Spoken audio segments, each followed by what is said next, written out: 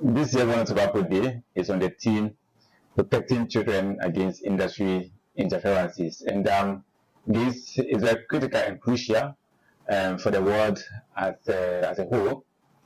And it's not surprising some of us because over the years, over decades, the tobacco industry have noticed that their traditional tobacco products are becoming a bit, unused, especially by many people. So as a result, they are now inventing new products that are very glamorizing, that are appealing to the youth and young people.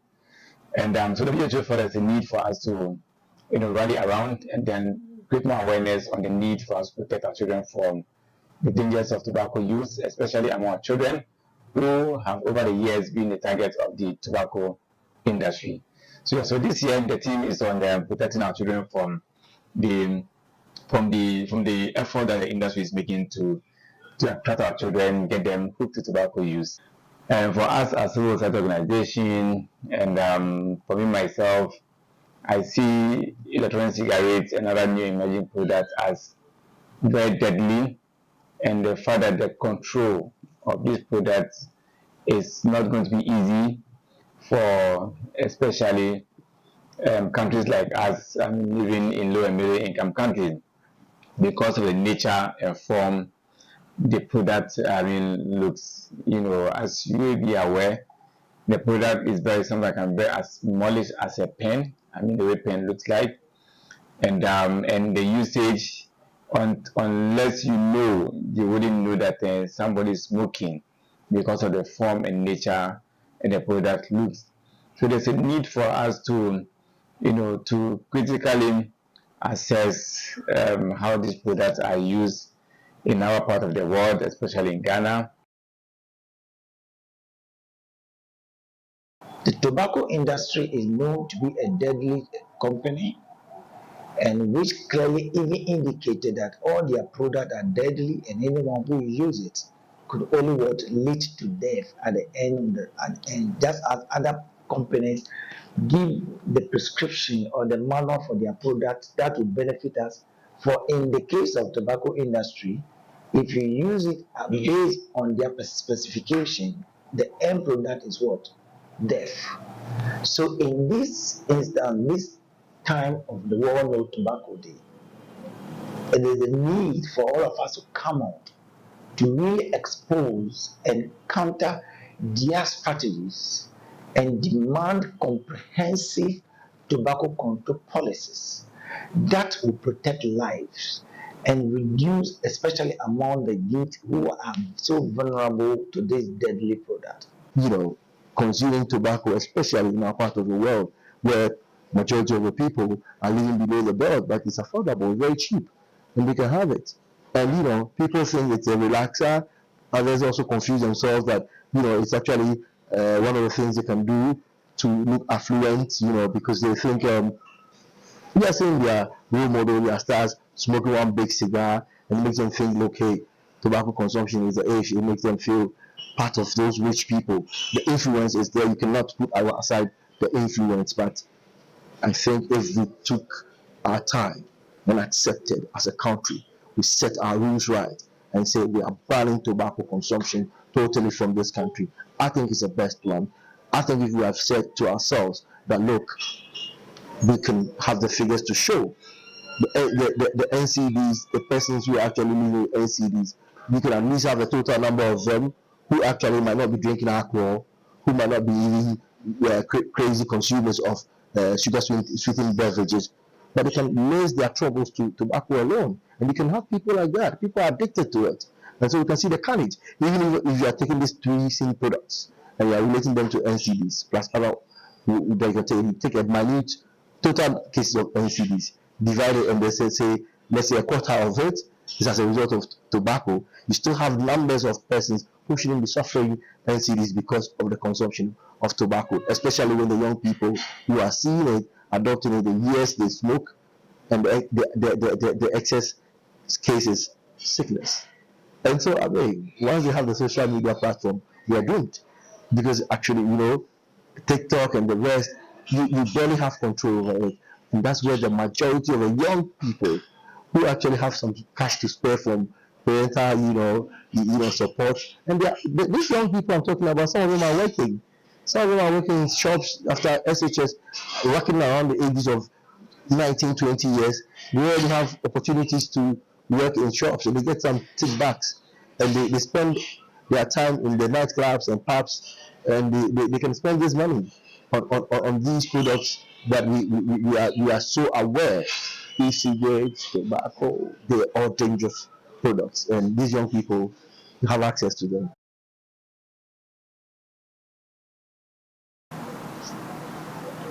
The issue about celebrities and smoking is a dicey area we have to check as citizens of the nation. It's mind-boggling to see celebrities that we so much respect in society glamorizing smoking in their videos, interview sessions and stuff. We feel because of the command or following they have, they play key roles in the advancement and development of our society. So most youth or young people, especially minors, admire them, others see them as their role models. But we feel it's about time they begin to reconsider some of the concepts, or content that they showcase to the rest of the world. Yeah, they play a key role, they have influence on minors and the youth.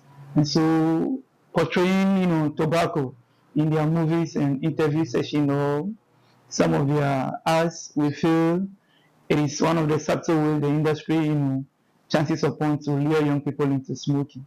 The new emerging products that the industry have introduced that they are using to attract the youth, and the tactics are working. I would say it's working for them, because looking at some product like shisha, which was introduced a few years ago, with all the misconception and information about it, years to come, you realize that the damages, the health damages that it causes was so alarming that there needs to be resolutions or regulations to the product, which it made other countries to ban it. Now, emerging products like the vape and the shish and the e-cigarettes, which the industry are now promoting, and they are promoting it to kids, to the youth, to children. That's their target, because they feel like when they can get them hooked early, they make more profits. And there's less information about some of these products, which the youth out there, they don't know. It makes them naive. Because of their naive, they want to try, they want to see what happens, they want to try something new, they want change, and it get them hooked. um civil society organization like us will keep pushing the message out there, will keep exposing the industry with the new tactics that they come about with, the strategies, whatever they want to do. We are also there at the other side waiting for them, and we are not going to quit. We are going to fight until we have a good and a better health system for us all. The strict ban of the media exposures for this industry, where we talk about having the opportunity to get icons to advertise for them. The stronghold on advertisement was a problem for industry. So because they could not have these icons and these personalities to advertise for them on the television sets and radios, and our strong regulations on their usage on billboards were really hitting hard on them, and it was actually making impact to the gain of advocates and the global call from the WHO. So the next thing they could do was to explore the internet space, the virtual space, where there are TikTok, you could have the opportunity to use Facebook and the other ones, and that was actually profitable to them because I mean that's cross border. So even if locally you have actually tried to curb this one, it's very difficult. Where persons will be using their phones in their homes and they just launch on these WW networks outside your country. So it becomes difficult to actually regulate that one. So I think that's where they made a lot of the gain. So if you were doing national looks at it, like for Ghana specific, you would have gained by controlling through the FDA, our local agency, to regulate their advertisements and then sieve tobacco out of advertisements. But at the end of the day, young people and the vulnerable, especially the very vulnerable people, the youth who are actually having access to phones for the first time or even are used to their phones, would have these exploring moments. They are very, very explorative. They want to look out for something new, and then when they get access to these, adverts, they look at it and they see it more, looking at their role models, like music videos. They see people holding the cigarettes, some of the stars they look up to, and this is making so much impact on them. And so they think, look, industry is actually projecting this thing as a lifestyle that shows the affluence, that shows, people who know as they will always say among the young people, they know the age, they've got the style, but it's a health hazard. Industry is known to fund research that promote harm reduction, strategies like the promotion of e-cigarette and shisha to create a perceived safer alternative for the traditional cigarettes. So these tactics of rebrand of their deadly products just to make them responsible companies while still what promoting their harmful products and to make their profits. We talk about the lobbying and influencing policy makers. So the industry is known to be on top of what lobbying policymakers and regulators through lobbying partnership, delaying very important policies. They exploit these loopholes by what? And lack of resources to market their deadly products, especially to the youth. By that, they are talking of the aggressive marketing and tobacco targeting the vulnerable population, especially the other youth. Their main target group has to do with the vulnerable population, that's the youth, the women, and the people who are in a poor community with their aggressive marketing strategies. So by so doing, they are able to keep the youth in that cycle of addiction and harm by prioritizing profit over public health. You could realize that industry again makes it look simple. With the introduction of e-cigarettes and other nicotine present, substances, they actually look at it as, because of their flavors. For example, if you were looking at the e-cigarettes, I don't take e-cigarette, but I know people who actually have tried it, and they'll tell you because of how simple it is. You can have one shot of a thing in your hand, and you can be smoking it for about 2 or 3 days. Because this is something they use at the night clubs and pubs, easily socializing points and joints. Young people have access to these ones, and they can easily have access to it, and they are sold via the internet. So you actually don't even have to go to the shops like the normal cigar where people used to go to walk to the bars and the nightclubs and then also stands in the lorry parks and everywhere to get it, but need to do some work to get it. These e-cigarettes, the same virtual platforms, people are in their homes, they can just, send a text or a message to these people, vendors, via the digital platforms, and they supply them with this one. So regulation becomes very difficult. You actually don't have a hand. They are trading via the internet, and the whole carriage is done via the internet. Advertising is done via the internet.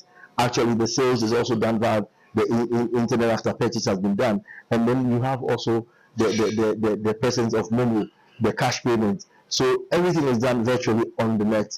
And so people are buying, people are advertising, others are buying, others are selling, others are having delivery, and you don't see anything. But the end thing is that the end game benefits the industry because they are able to peacefully and smartly but wickedly market their products via the virtual space, and they are able to get it to these young vulnerable ones who also get hold of these products and abuse these substances. Online sale of nicotine and tobacco products has become a major challenge in Ghana, especially for minors. It is a critical issue because we felt no age restriction is monitored or checked. So anybody, even from the comfort of your home, can buy tobacco or nicotine product, and it will be brought to the doorsteps of your homes. And for us, we think the industry is just profit making mentality. They don't care about the age. Once they get their money, they are okay, and these things must be checked. And even though we are talking that we have come down on advertising, it is not only a successful story. It also has dangers because apart from the illicit sides of it, it also has the other side where genuinely they are in some, you can see shisha in some shops and they are marketed. When I'm going to buy in some shops in Accra, I see shisha there. The only push we have pushed is that we should put the danger signs on it. Personally, I don't think it's enough. Because as we move forward, people will still see it. And that's also marketing. They are available for people to buy. So if we should take a bold step as a country, and I think globally we should look at it, that there should be a bold step to totally, gradually move towards totally putting tobacco use into another angle where consuming it directly into the human body would be, bad, and then we can actually use it. Tobacco is used for other things aside from smoking it. Industry, as part of their strategies, and because of the fact that many countries, including Ghana, are frowning upon, or are beginning to implement strictly the FCTC guidelines, particularly at 5.3, which sticks to, protecting policies from tobacco industry and ensuring the tobacco industry is not part of a policy-making decision.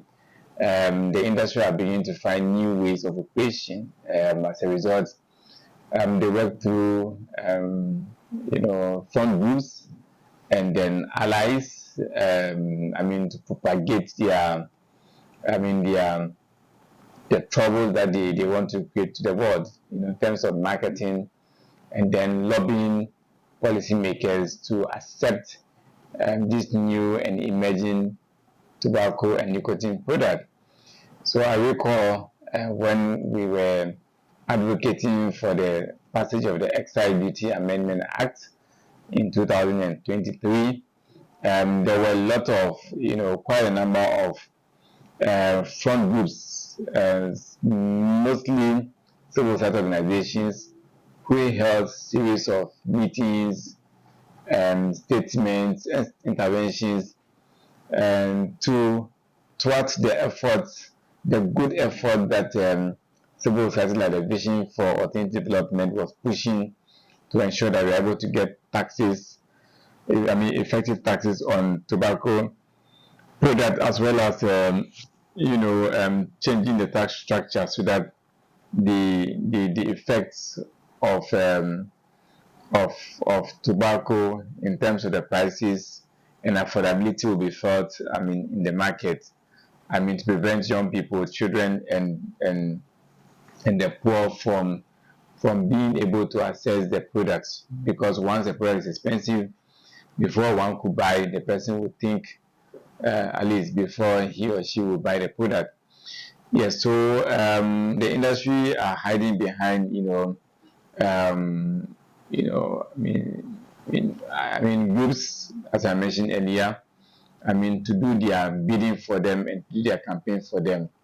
So what we want to say is that, civil society should play a wardrobe role. They should support public health instead of supporting, anything being proposed by the industry. The so-called safer alternatives. In fact, the WHO have declared that there's no safe form of tobacco use.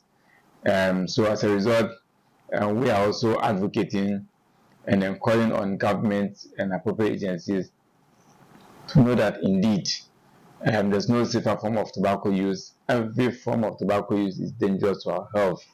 But the dying part of it is that when they are arguing, they simplify it more like they actually are reducing harm. There's something they always preach that there's harm reduction by the introduction of this, e-cigarettes, and then they sometimes they preserve the right in their own corner to lie about it. That is actually a cessation, a method of, kind of reducing the carnage by your consumption of tobacco, by introducing these cessation ones, which e-cigarettes is projected to be, and then kind of trying to get you to reduce your harm, use this one as a cessation measure. But as we speak locally, let me speak for my country for a second.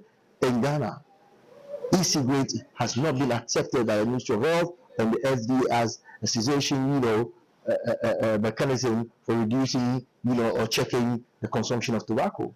So I mean, and even when we were actually in this country, we didn't have anything that looked at e-cigarettes as an accepted, product. But all of a sudden, with the advocacy we did on excise duty, when for the passage of this same product, we were looking at alcohol, tobacco, and then sugar sweetened beverages. Surprisingly, to our surprise, we were bemused, perplexed to see the introduction and addition of e-cigarette to these same products. And that's how come the smuggled in. I want to ask, how did they find their way? How did they get to bring this product, on board? By, when we were introducing, we were actually calling for the introduction of the excise duty. We actually pushed for Parliament to look at these three substances like I mentioned, but industry also had the chance to use people. They have a strong force, even within our CSO front. There are some CSO that we know them, we've known them for the years, who advocate for industry. And I beg to tell you that industry, because of their financial muscle, they are able to even introduce people into fields, as to advocating for them, and they also sponsor, research works. That's how dangerous they can be. So they come to the table with research work that they have influence. So whoever is researching research to their benefit, CSOs are actually advocating. Some CSOs, selected CSOs, are also advocating for their, benefit using labor. Ironically, using labor and their profitability rights as a front. But you cannot put money over human rights. You cannot put wealth over human rights. Nobody must die because somebody must make profit. But even if you juxtapose the numbers about employment with the outcome danger, the canker, the mess, the impact on domestic family, the impact on society, an individual can die. And it's not only his family, it also affects society. There are towns and villages where one man creates about 4 or 5 jobs. He is a person who might actually fall victim after consuming this tobacco to the crazy extent, and then he dies out. He flashes out, he's dead, and the companies will go to a halt. His family faces it directly. Those are the immediate care people he gives care to, and then the society. It might even affect his workers. So when you look at the economic impact, you look at the jobs. How much jobs are you creating? Especially in Ghana, where we only, we don't produce any longer. So we only marketing and selling. So they actually market on the wrong sides of it, and then they sell it. The prevalence of tobacco use in the country is less than 4%.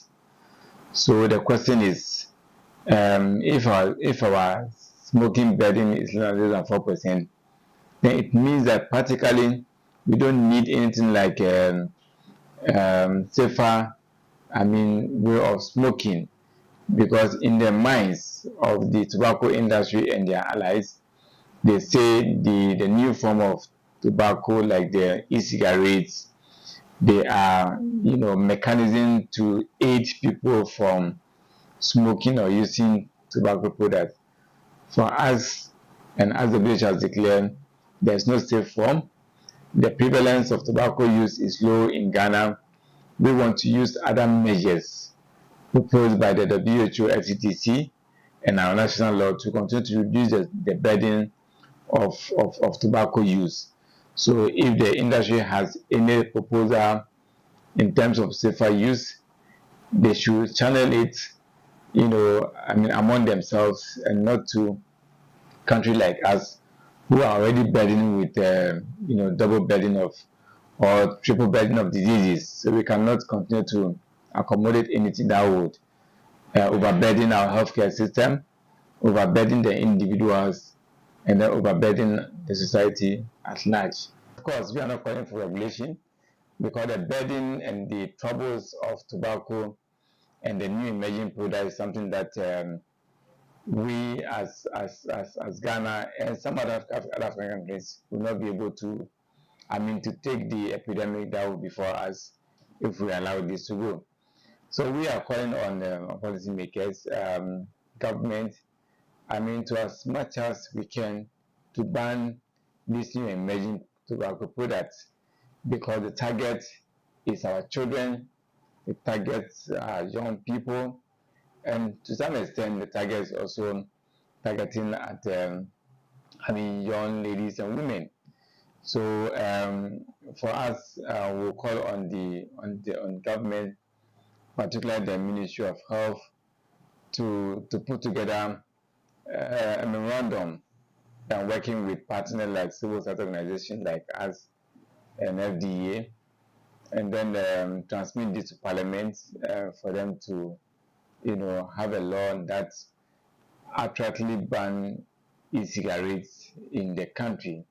Just we are able to protect our children from, protect this present generation and future generation from the devastating effects of tobacco use and tobacco products.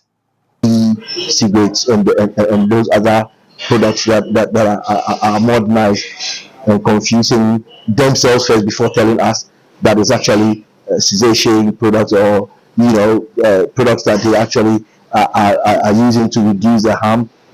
All these, let's put a higher, in fact I'll use the word gently, in fact, but carefully, filler taxes, on these ones to control the influx of these products. And then also the monies that we get from this excise taxation, you earmark some for the regulation, and then also the fighting, the fight back of illicit flow in, if they're possible. Because every day they tell you, if you try checking and also putting high taxes, people will illegally smuggle it in.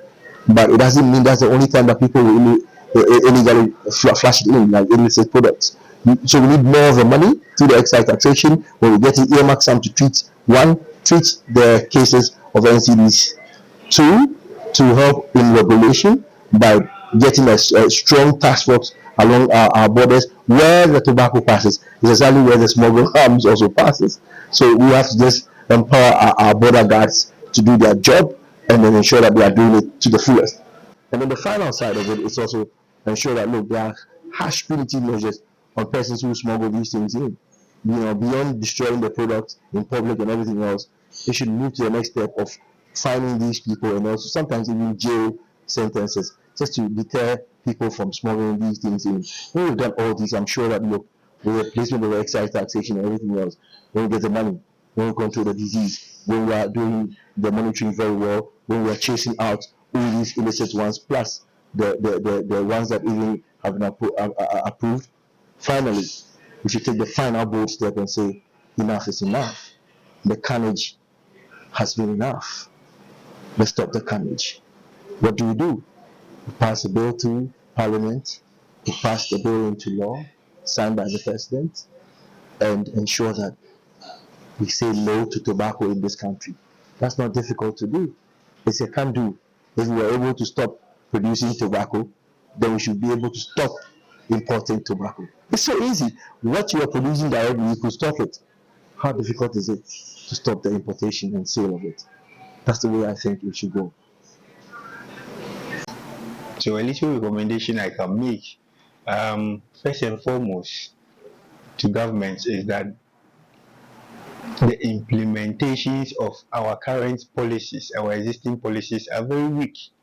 We have the laws. For instance, the sale of single stick cigarettes is illegal in the country, and this law, it works as if it doesn't exist, because day in and day out there are these young ones out there buying cigarettes in single stick. So if the government can implement and enforce the policies and the regulations as it is, at least it should be enforced to let us achieve certain targets while they were set. It will help. And increasing taxes. Recently a government increased tobacco tax. They changed the tax regime, which is very good. So we want to see the outcome. We want to see transparency. We want to see accountability. We want to see how much the government is making, and also how much is he willing to allocate to tobacco control in the country, because we need funding. We need funding to make this to fight this war. And also to parents, I want to urge every parent out there that we need to be supportive to our wards, because when you feel like your kid smokes, and because you realize that your kid has learned a new habit, let me say a bad habit, you can't throw your kid away. The kid needs your support to fight back, because smoking is addictive and it's a trap. And when these young guys get hooked to the product and we leave them wayward, it makes them go more wayward. So I believe this is the time that we need our parents to also come in as good smoking cessation ambassadors, so that they can help the youth, the addict and the young ones out. With the schools, we want this time, we need schools to become good ambassadors to the young ones to help them in this bad habits. Because in our high schools, for instance, that's where we have a lot of youth starting this hard habits, this bad habits. The WHO statistics say that teens from their teens start this habit before they get to 21, 22 years. So at that stage in life, I believe that these young ones need the support and the counseling and resources from young adults like our teachers, our headmasters, to help them, support them. But here is the case that when a teacher sees that a student smokes, instead of them to bring them together to help them quit the habit, they rather sabotage them, they create stigma, and some of the time the peer to peer influence, that's where it comes in. So the kid becomes rebellious and feel like, oh, what I'm doing is right. But on this day, we want to urge and encourage everyone out there, every teacher out there, that they should be in supportive. Listen to the youth, for the youth to be clearly aware that there is no safe level for tobacco use anywhere. Tobacco use, one, only lead you to addiction, and when you're addicted, and then it creates the various diseases that comes out with it, the cardiovascular diseases, the respiratory diseases, the cancers. This will lead to what? You not be able to continue academic work. By so doing, you become a school dropout. And by so doing, you end up to become a street boy, and you never achieve the goal that you have set for yourself. The minister that you want to be, the engineer that you want to be, the doctor that you want to be, you cut short. Simply because the research clearly shows that people who use tobacco, they reduce their lifespan over 20% to 50%. Two, the youth, as this year World No Tobacco Day concerns you, you rather encourage you channel your youthful exuberance, youthful age, and youthful time for something that will benefit you, especially concentrating on your learning, your academic work, doing more sporty activities which could benefit you in the future, and what? Have more books to read. And again, take the time to research into the tobacco itself and know, then you know that there's no single health benefit or any benefit at all in the use of that tobacco product. Again, it is also known that the tobacco use, it is the gateway to other harmful substances like the marijuana, the crack cocaine, and what have you, the injectables. So the short sentence is this: if you have not started, don't start. If you have started, then you seek help to quit. Even if you are listening to me now, even based on this, you can start to quit. If you cannot quit by your own, you seek help. Help from professionals, from the FDA, the health professionals, and all the medicals, all the health centers. Anyone who is in the health profession can support you to quit. We need you for the future. The war with tobacco and its related issues rages on, and industry players, especially advocates and governments, must be interested in ensuring the welfare of their citizens. For the industry, they are basically there to make money or profit. They care less about how you feel after you've taken their product. because it's even stated on the product that it's very harmful to your health, but people still go ahead to consume it owing to the addictive nature of the product. We urge our government to be resolute, not fall for industry tactics. We also employ advocates to read wide, be alert, follow global trends and best practices, and push harder to ensure that their government, in their own local settings, are able to implement laws that will ensure that citizens are protected from the devastating harm of tobacco use and consumption.